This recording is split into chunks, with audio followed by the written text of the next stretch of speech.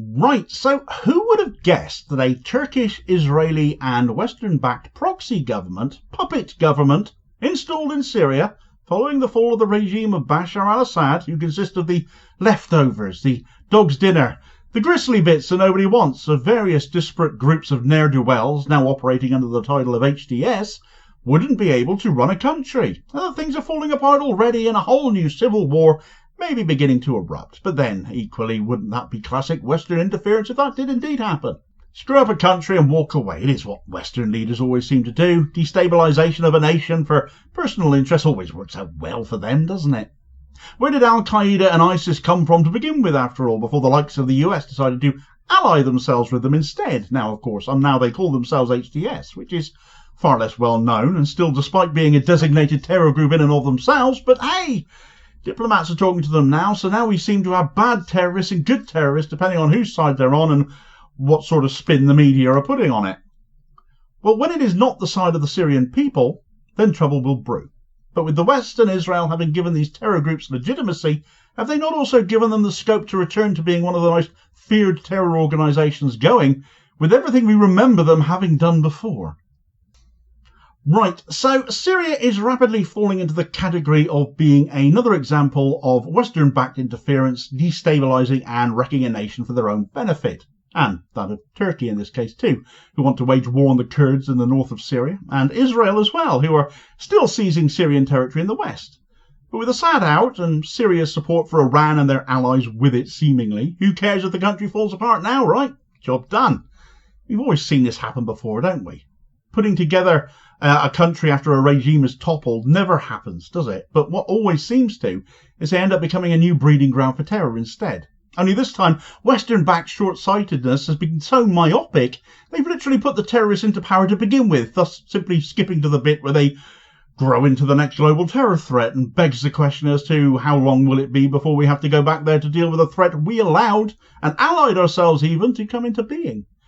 We saw it happen in Iraq, didn't we? We'll see it happening again in Syria. Perhaps given the US controls Syria's oil fields and are already a presence there, they think they can stop that ahead of time maybe. But when oil is what your focus is on, who trusts you to be keeping an eye on what is happening behind your back? Anyway, the overthrow of the Assad regime was planned months in advance, we now know. And we know this because fighters in the Syrian group, the Revolutionary Commando Army, or RCA, who have been funded and trained by both the US and Britain, have spoken to the mainstream media about that, and were told to prepare themselves for the overthrow of Syria's government. Now, the RCA were opposed to Islamic State, ISIS. They fought them, and this is why they were trained and paid by the West to fight ISIS, and still have been. But now they've allied themselves with the new regime of HTS, because they are Western-backed as well. It all despite HTS containing many of former ISIS terrorists at that. It's all quite mad. Israel, meanwhile, are happy to seize the opportunity and take credit for HTS toppling Assad, even though they are seizing Syrian territory themselves and refuse to have much to do with HTS now they've done what Israel wanted them to. Israel's mad Minister of Defense, Israel Katz, has claimed that it was Tel Aviv that toppled Bashar al-Assad in Syria, and not the Western-funded head choppers doing their dirty work for them. The insane fool decided to threaten Iran and the Houthis in Yemen by claiming that Israel was responsible for overthrowing the Assad regime, and this has, as a result, now been seen as an admission of Israeli involvement where previously there were denials. But this is what we've become used to Israel doing, isn't it? So seemingly secure in being protected and shielded by Western nations and false accusations of anti-Semitism if you dare to criticise them, that they happily admit the truth and defy you to do something about it. HTS is an example of how deep the hypocrisy of Western nations goes, though. 20 years ago, these people were planning atrocities the likes of 9/11, yet now the US allies itself with them against a common enemy. It's depraved. These people haven't changed. If I was an American, I'd be sickened by this, and now it is becoming more and more apparent that they haven't changed in the last 20 years or so either. According to several media reports, armed extremists recently attacked and shot at the Greek Orthodox Archdiocese in Hama, one of the towns HTS took en route to Damascus. An attack on Christians living in Syria, of which there are many, particularly pointed given the time of year, with property vandalised, religious symbols and graves desecrated. The HTS administration reportedly issued an apology for that incident, assured Christians that the perpetrators would be held accountable. But it's their own people. And this is just one of many attacks against minorities in Syria that have been reported following HTS's takeover of the country. A priest was reportedly ordered by an HTS militant to remove the cross he was wearing in the village of Kafirbo near Hama. Last week, a couple in the village of Al-Jamisliya in the so-called Valley of the Christians was murdered in mysterious circumstances, with the woman shot dead and her husband beheaded, according to locals. Syria is a nation of multiple groups and ethnicities, not just Christians, but Kurds, Alawites and more. And there is a real concern that these hardline extremists, such as those found in Al-Qaeda and ISIS, now passing themselves off as HTS, are not going to permit them to worship in their own way, not have the freedom of speech they had previously, despite the Assad regime, not be allowed to follow their own beliefs and principles freely as they were able to before. The Syrian Observatory for Human Rights, the SOHR, which is based here in the UK, has been keeping a tally of other incidents too. So the crimes being levied at HTS are mounting up quickly. And therefore so is the criminality of those stupid enough to claim responsibility for helping them, like Israel Katz, or those against whom evidence of collusion is now documentary, such as with the US and the UK appear to be in bother over, not to mention the fool Erdogan in Turkey, obsessed with attacking the US allied Kurds. According to the OCHR, since the fall of Assad on the 8th of December, there have been 74 murder events resulting in 118 fatalities, recorded in Damascus, Homs, Hama, Latakia, Aleppo, Suwaida, Tartus, Dara, Quneitra, Idlib and Deir ez-Zor, totaling 112 men, 4 women and 2 children. The vast majority of those places are where HTS have been, or where Israel have, or indeed where they overlap. On top of all of that, the ministerial appointments that have been going on under the de facto leadership of Ahmed al-Sarraj, still better known as Abu Mohammed al-Jilani, is causing great concern too. For example, just yesterday, he appointed a guy called Abu Ahmed Hudud as head of Syrian intelligence. This guy is literally Al-Qaeda. He was part of Al-Qaeda in Iraq from 2004 to 2011, and along with al-Jilani was one of the founders of the Syrian Al-Qaeda splinter group, the Al-Nusra Front, Al-Qaeda in Syria basically, where he served as its finance officer, administrative director, and security officer for al-Jilani himself. He was so integral to Al-Qaeda and the Al-Nusra Front that he was blacklisted as a terrorist by the UN Security Council in 2014, much as al-Jilani was. But hey, they're allies now, aren't they? All terrorism completely forgotten, it seems. So this is probably the biggest success story for Al-Qaeda since 9/11.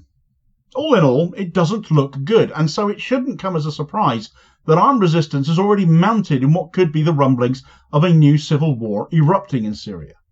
Elements of the Syrian army who are still pro-Assad have been clashing with HTS and Tartus. And this is where the media are setting out their stalls a bit in how they're describing HTS, as this story has been covered in a number of sources. For example, according to the Cradle, more than a dozen HTS militants were killed by the pro-Assad forces. According to Middle East Eye, they were police officers affiliated to the new government, so still HTS then. France 24, they jumped the shark royally though, I thought. Referring to another incident that happened in Homs, where Alawites, who had already been readily targeted by HTS and Latakia, were protesting against this HTS startup government. The incident ended up erupting in gunfire, allegedly from the protesters, in what France 24 described as sectarian violence. These people have just had their country taken over by Al-Qaeda extremists who have been killing their people, yet their response is a sectarian one. Western media legitimising Al-Qaeda cast-offs and leftovers. Charming, isn't it? But it isn't just the Alawites being driven to consider armed resistance, though. Christian groups are thinking the same way. And that, I think, should be the ultimate wake-up call to people in the West, especially when we're supposedly still a majority Christian country ourselves here, same with the US, same for much of Europe, because the head chopping and murder isn't just happening between groups of Muslims here, as is too often seen to be the stereotype, but Christians too. Al-Qaeda are terrorists. They always have been, they always will be. But now they're in government in Syria, or their evolution is now in government in Syria, enabled by Western nations, Christian nations as well as Israel, and now Christians in Syria are being targeted as a result, dying as a result. It might not necessarily be the main point, that being terrorists forming a literal government and being enabled to do so for Israel's sake, but optics-wise, if it doesn't open up more eyes, especially of people who are supposedly Christian or support Christian values, I'm really not sure what will. Whether you're religious or not, if you live by any kind of sense of morals, a moral code, which is ostensibly all religion is anyway, really, you can't fail to be affronted by this. But maybe, just maybe, with Christians being targeted now, it'll open more eyes in the right places. Those Western Israel backing places, to the depths of the depravity of their own government's collusion with Israel to install this government in Syria, and in whose name they say they're operating in versus who they're really working for. To be pro-HTS is to be pro-Israel, and vice versa. Is also to be pro the killing and targeting of Christians in Syria, amongst others, it seems, as well. You still don't need to be on the side of Assad in all of this, of course. He's gone. And to be against one doesn't mean to be on the side of the other either. Syria is in a bad place, all for the sake of Israel. And now it looks like it's going to get even worse. Further civil war may now be on the cards as well. All caused by the West. Compounding all of this is a case of epic stupidity courtesy of the idiot Erdogan in Turkey and his determination to seize the opportunity to attack Syrian Kurds, despite them being allied to the US. Just another aspect of the further destabilisation of Syria happening at a rapid rate. But with thousands of ISIS prisoners held in detention by the Kurds in that area, in the north of Syria, the risk of their release and the consequences of that for the region are massive. Get all the details of that story in this video recommendation here as your suggested next watch. Please do also hit like, share and subscribe as well if you haven't already done so to help support the channel and ensure you don't miss more daily content. And I will hopefully catch you on the next vid. Cheers folks.